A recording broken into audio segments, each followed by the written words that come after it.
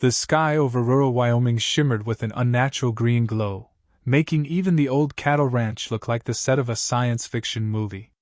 The first thing anyone would notice was not the swirling lights or the low hum vibrating through the soil, but the creature, or rather object, that emerged from the center of the glowing vortex. It wasn't a spaceship, at least not in the traditional sense, and it certainly wasn't piloted by anyone with a face humans could recognize. What tumbled onto the dry earth was a weapon, but not one designed for intimidation or conquest. At least, that's what the humans who would soon be involved were beginning to understand. It was alive in a way that made absolutely no sense, its metallic plating gleaming like liquid silver, yet flexible, almost playful in its movement. It blinked, or something akin to blinking, then trotted forward on appendages that looked like a hybrid between mechanical legs and organic joints. Jackson Miller, the ranch's owner, had seen a lot in his 50 years. Storms that could strip barns off their foundations, cattle that could wander off into oblivion, and more than one tourist convinced they'd found Bigfoot. But nothing could have prepared him for this. When the weapon cocked its head to look at him, Jackson swore he saw the faintest trace of curiosity in its motion. "I don't know whether to call the sheriff, or a priest," he muttered, gripping the handle of the shovel he'd been using to fix a fence.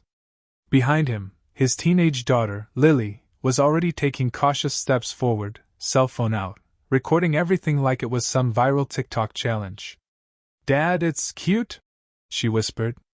Jackson snorted. "Cute? It just fell from the sky, and you think cute is the first word?" The object, if it could even be called that, shifted in the dirt, then, almost imperceptibly, let out a sound.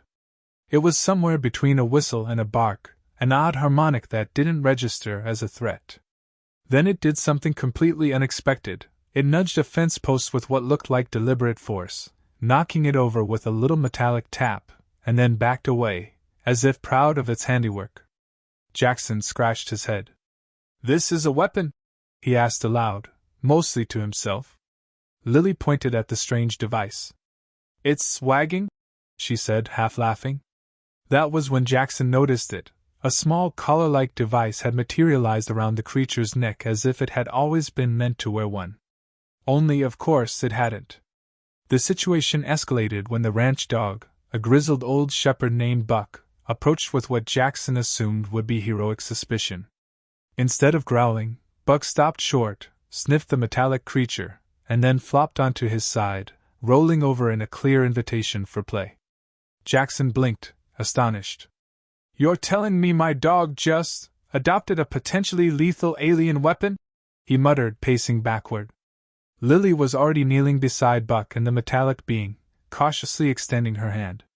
The device, for lack of a better term, nudged her palm with the softness of a cat's nose. Jackson groaned. "I have got to be dreaming." As the evening sunlight waned, the true absurdity of the situation became evident. The weapon, which military analysts later would classify as a tactical deployment unit designed for planetary invasion, was performing what appeared to be basic social interactions.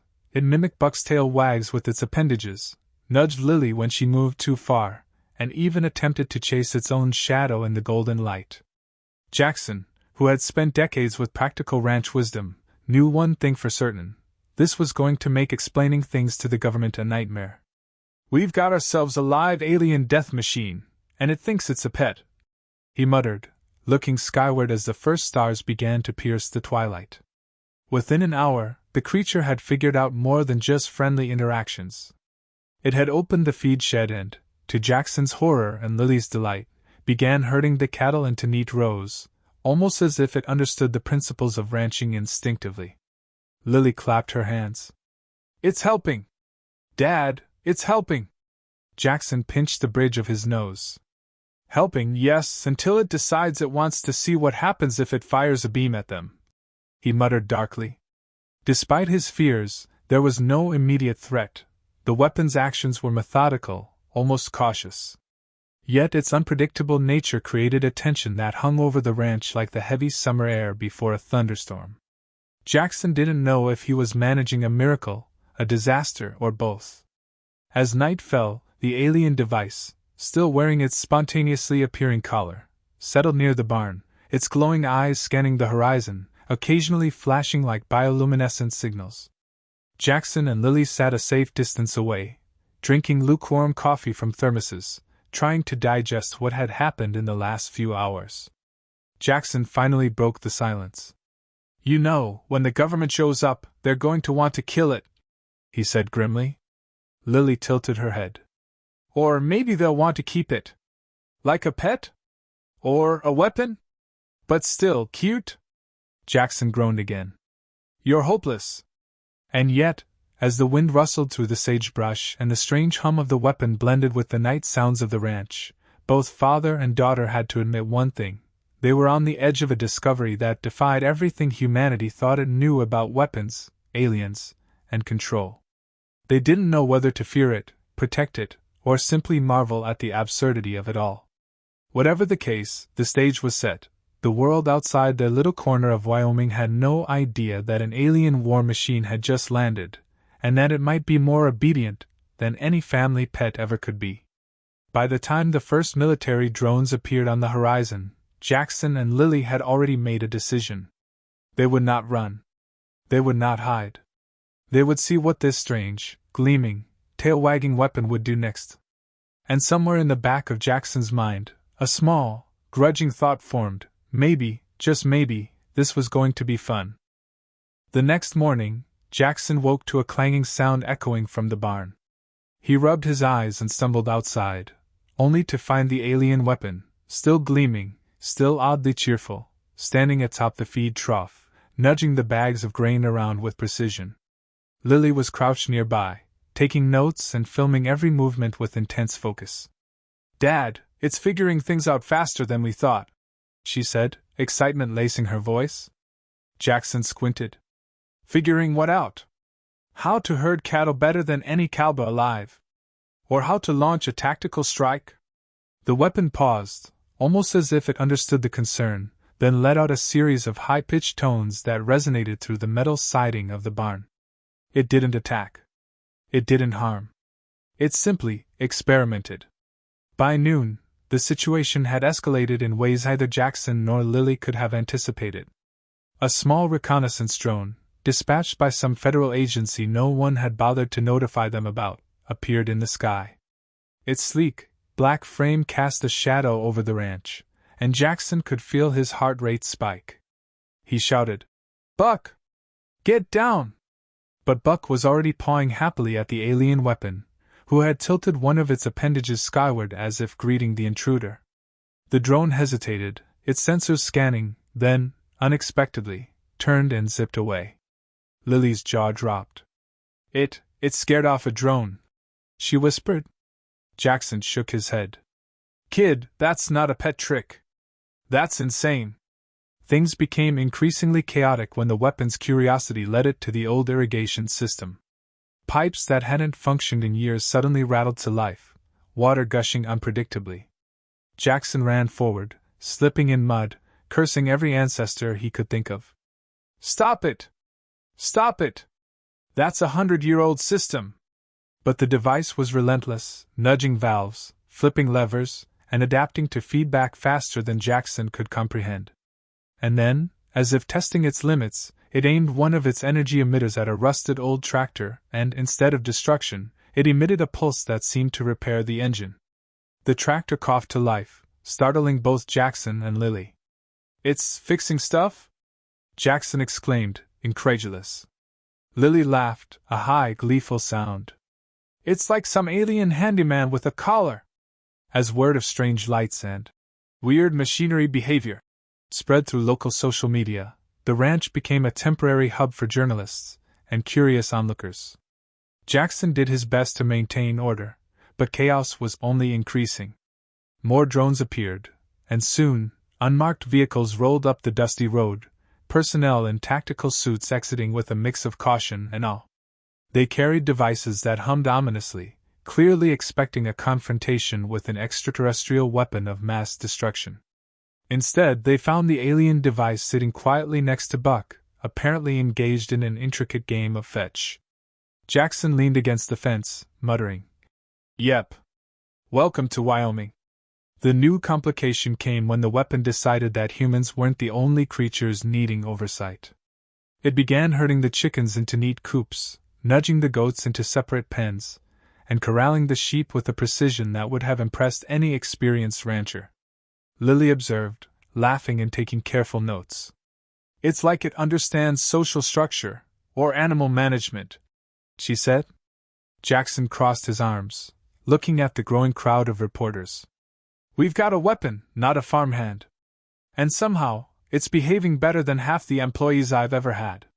By evening, the pressure from authorities increased. A team of scientists arrived, eager to examine what they assumed would be a lethal alien device. Their instruments beeped frantically as they attempted to scan the weapon, but the readings were erratic, almost playful, defying every law of physics they had studied. The device, apparently bored with humans fussing, extended a flexible appendage and knocked a tablet off a scientist's table. Instead of damaging it, the tablet was set upright and perfectly balanced on its corner.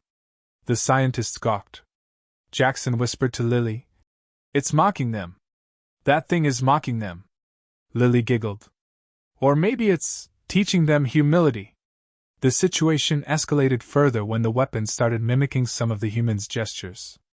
It mirrored a military officer's attempt to communicate through hand signals, then performed a series of intricate motions that had no immediate function but clearly demonstrated intelligence and adaptability.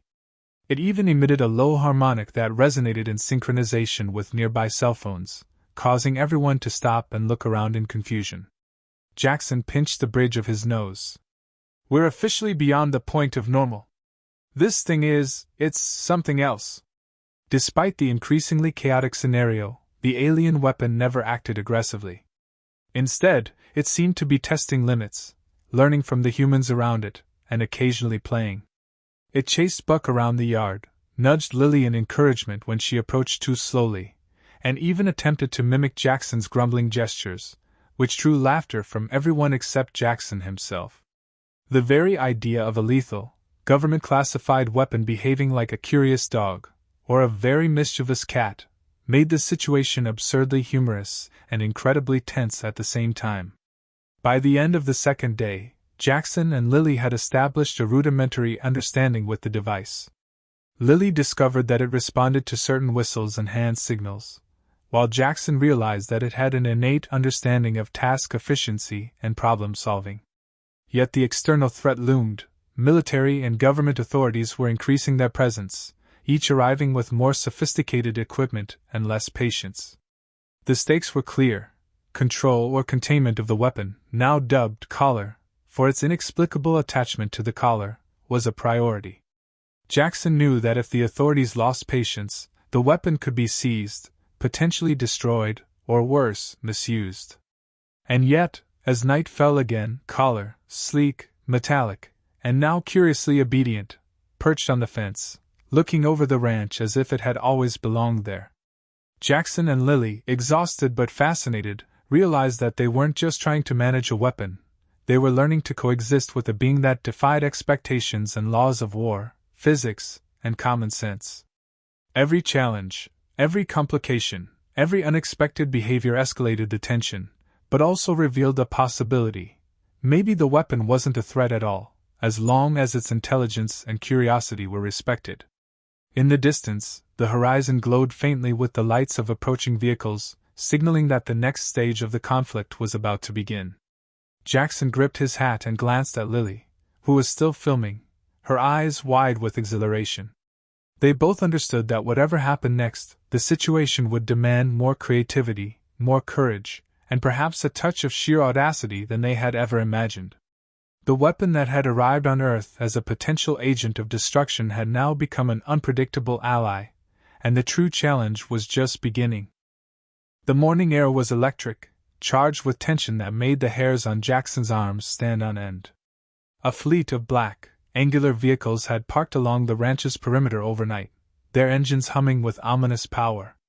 Men and women in tactical armor fanned out, scanning every inch of the land. Jackson wiped sweat from his brow, heart pounding. "Lily, it's now or never," he said, voice tight. Lily, clutching her camera like a lifeline, nodded. "Collar's ready." I think it knows. The weapon, gleaming silver under the rising sun, stepped forward, its appendages flexing like a predator about to pounce. But there was no malice in its posture. Only intelligence. Only readiness. And a strange, almost humorous patience that made it seem more confident than the humans standing tensely around it. The first challenge hit faster than anyone could react. A scientist, clearly overconfident, approached Collar with a scanning device, intent on collecting data. Collar extended a limb, not aggressively, but with deliberate precision, and knocked the device from the scientist's hands, spinning it into the air like a toy before it landed safely on the ground. The scientist shouted, taking cover, as the weapon emitted a harmonic pulse that caused their instruments to beep and spark in confusion.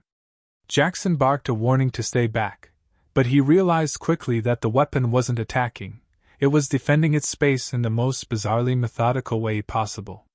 Every movement seemed calculated, a dance of intelligence and play, simultaneously stunning and terrifying the human onlookers. Then came the drones.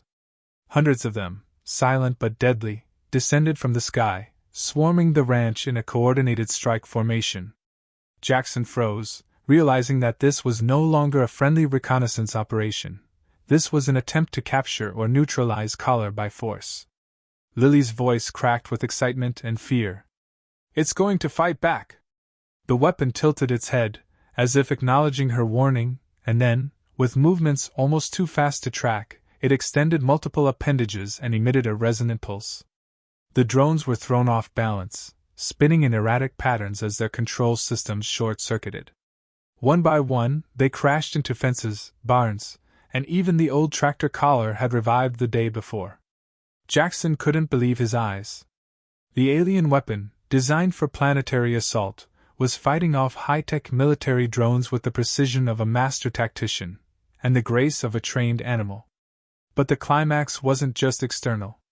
A squad of armored soldiers advanced, weapons raised, clearly determined to neutralize the threat. Jackson instinctively stepped in front of Collar. "Back off! It's not hostile!" The lead officer hesitated, finger on the trigger. Collar's eyes, if eyes they could be called, glowed brighter, and it emitted a sound that resonated deep in the chest. Suddenly, the soldiers found themselves frozen, not physically, but mentally unsettled, as if the weapon's presence forced a cognitive pause. It was disarming, almost mesmerizing. Lily, noticing the subtle shift, whispered, "It's controlling the environment, or their perception, somehow." Jackson's jaw dropped. "That's impossible." Yet nothing in Collar's behavior suggested aggression, only a command for attention, a demand for acknowledgement that it would act according to its own logic, not human orders. The tension escalated when a military commander activated a larger, more destructive drone, equipped with energy projectiles meant to disable anything on the ranch. Collar reacted instantly, extending multiple limbs in a blur, generating a kinetic shield that absorbed the blasts while simultaneously redirecting the energy harmlessly into the sky. Sparks flew, small explosions rocked the ground, and yet, at the center of it all, the weapon remained intact, almost playful. Lily shouted in disbelief. "It's using their own weapons against them, without harming anyone." Jackson felt his mind reel. "This is unreal. It's like watching a war machine play chess with its enemies instead of destroying them." The climax reached its peak when a specialized containment team appeared, armed with devices designed to incapacitate extraterrestrial technology. They fired a concentrated pulse, expecting a swift shutdown. But Collar anticipated it. With a flick of its appendage, the pulse was deflected, bouncing off at angles that sent the containment units scrambling, confused and uncoordinated. The soldiers shouted orders that no one could hear over the mechanical symphony of clicks, whirs, and resonant tones emitted by the alien device. Even Buck, the old shepherd, seemed to understand the rhythm, barking in measured intervals as if conducting an orchestral response. Jackson and Lily exchanged glances, their fear mixed with awe. The most unexpected moment came when Collar turned its attention to the approaching journalists, drones, and military personnel alike. It trotted among them, nudging their equipment, corralling them with the precision of a seasoned shepherd. Cameras, scanners, and weapons were carefully herded into neat piles, completely disarmed without a single human harmed. The absurdity of the scene. The weapon of mass destruction turned shepherd, the humans corralled like livestock, made even the most stoic officers pause in disbelief. Jackson muttered, It's teaching them order without violence. Somehow. Lily laughed, tears of adrenaline streaming down her face. I told you! Collar's a genius! And then the weapon paused, looking directly at Jackson and Lily. A low, harmonic tone vibrated in the air, a sound that seemed almost like laughter. Slowly, the collar on its neck pulsed a soft glow, almost as if signaling satisfaction. Jackson realized something profound. This wasn't just defense, or even intelligence, it was judgment. Collar had assessed the humans, the threat, and the environment, and had decided the appropriate response: control without cruelty, dominance without destruction. In that moment, the weapon had transformed from an alien instrument of war into a partner, a guardian, and a force beyond comprehension. As the adrenaline faded and the dust settled, the once threatening assembly of humans began to retreat cautiously. The soldiers, the scientists, even the drones, whatever remained of them, retreated in an order dictated not by fear, but by the undeniable presence of Collar's authority. Jackson stepped forward, awestruck.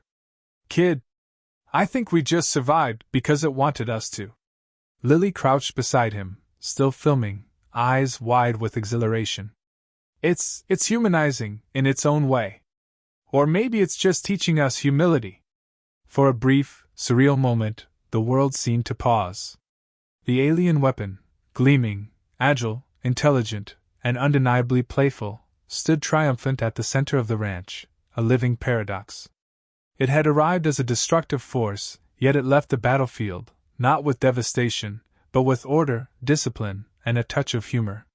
Jackson exhaled, realizing that their lives, and perhaps humanity's understanding of extraterrestrial intelligence, would never be the same. Whatever happened next, one thing was certain: the climax had passed, but the story of this tail-wagging, collar-wearing weapon was only just beginning. The sun dipped low over the horizon, the sky painted in warm shades of tangerine and gold as the chaos finally settled.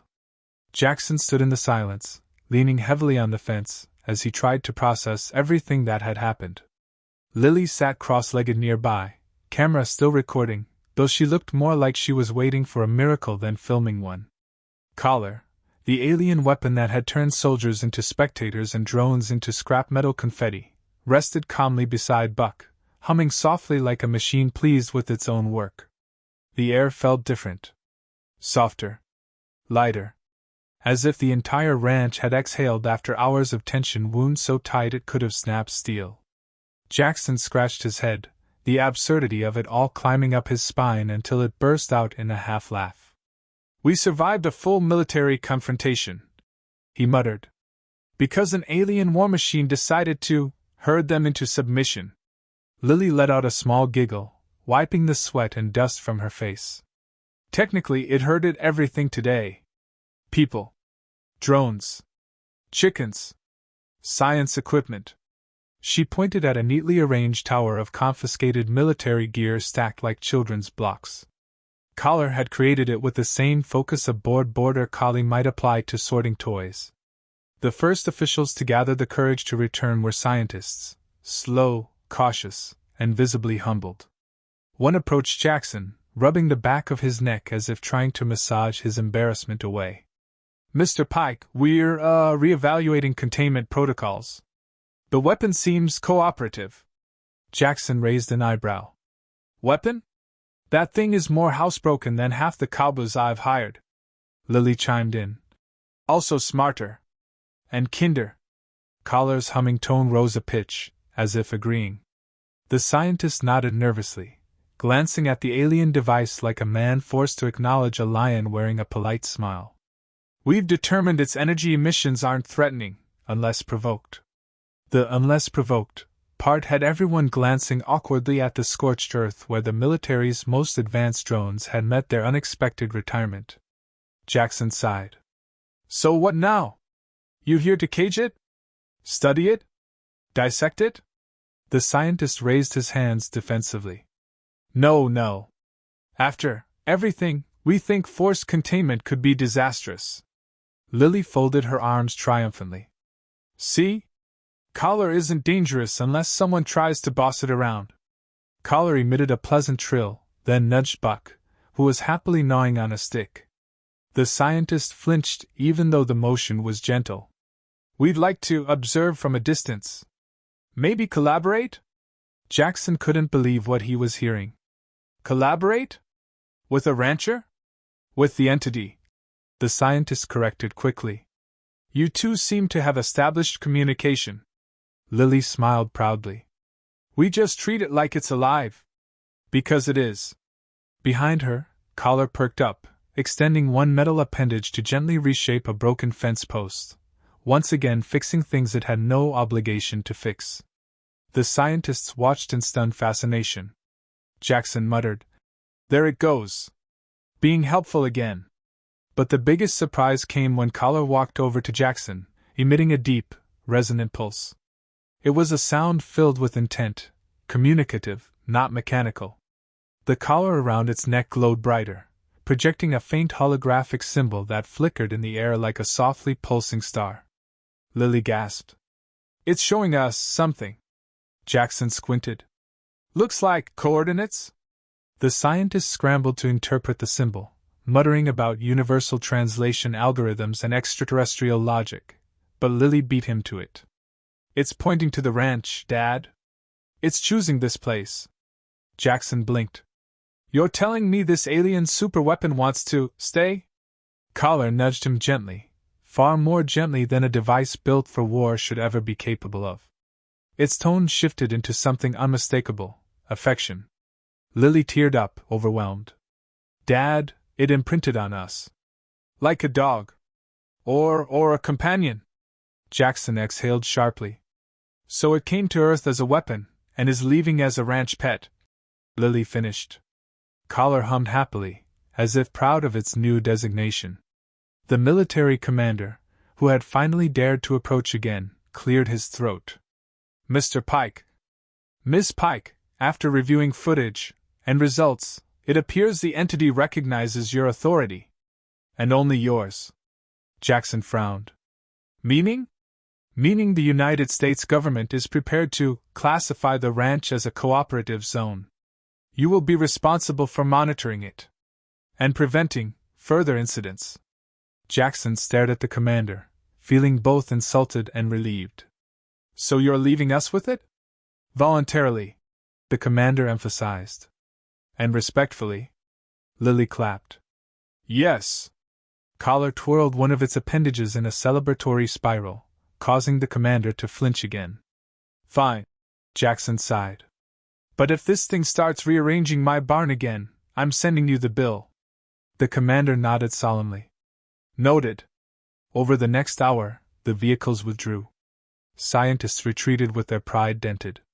Soldiers marched away with their weapons holstered, no longer willing to challenge the shiny alien creature that had outstrategized them without harming a soul. The ranch returned to relative peace, though the energy from earlier lingered, a reminder that the world had changed. As dusk settled, Jackson, Lily, Buck, and Collar stood together near the fence. The prairie wind brushed over them gently. Collar emitted a low, rhythmic hum, content, protective, almost serene. Jackson finally allowed himself a smile. Well, we didn't tame a weapon, he said softly. It chose us. Lily leaned her head on his arm. And maybe that's better. Buck barked. Collar mimicked the bark perfectly. Jackson groaned. Oh no. Please don't teach it bad habits. Lily laughed, wiping tears from the corners of her eyes. Dad, this is the best thing that's ever happened to this ranch. And as the stars flickered awake above them, Collar lifted its gaze skyward, the collar around its neck glowing with a gentle pulse, no longer the mark of a controlled weapon, but the symbol of a bond it had chosen freely. The alien weapon had arrived on Earth as a threat. Now it remained as family.